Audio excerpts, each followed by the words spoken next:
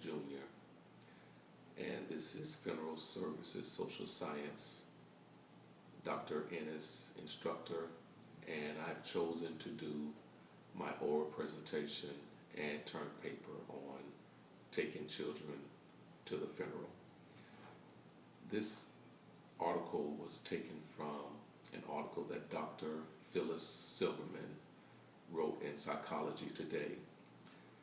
And she talks about children in their grieving process and how often adults shelter their children from attending a loved one or a parent's funeral.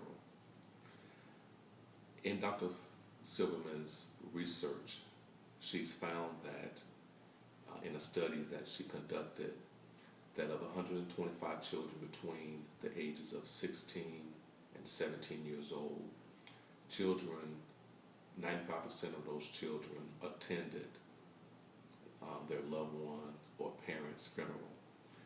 In fact, they preferred to attend the parent's funeral. Dr. Silverman goes on to say that the best thing for a child in this process, in the grieving process, is for the adults to truly show the children love during that time and period, but allow them to grieve their parent or loved one in their own way, and not to shelter them from attending a loved one service. Often, things that help children in the grieving process is to allow them to experience things that they often experience with that loved one, in particular places that they've gone with a parent, activities that they participated in with their parent. This often helps during the mourning and bereavement process for that child.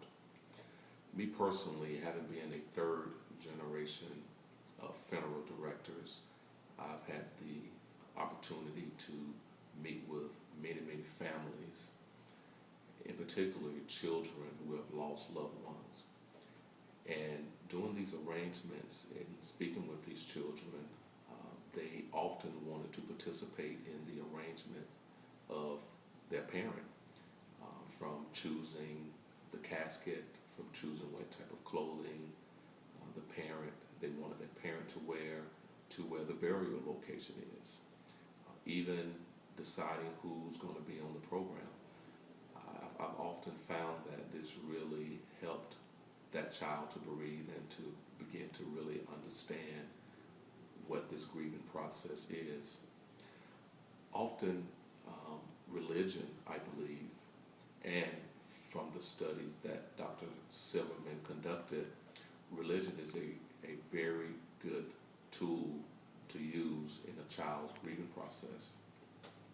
Not only does it help the child to cope with the loss of a loved one, but speaking of what happens to a person spiritually when they die, often helps the child have peace with the loss of that loved one. In conclusion, I believe it's best for an adult to allow a child to grieve in a way that's most beneficial for that child, and understand that children are a lot more resilient than we give them credit for. So as long as we're showing that child love and support during the grieving process, they will be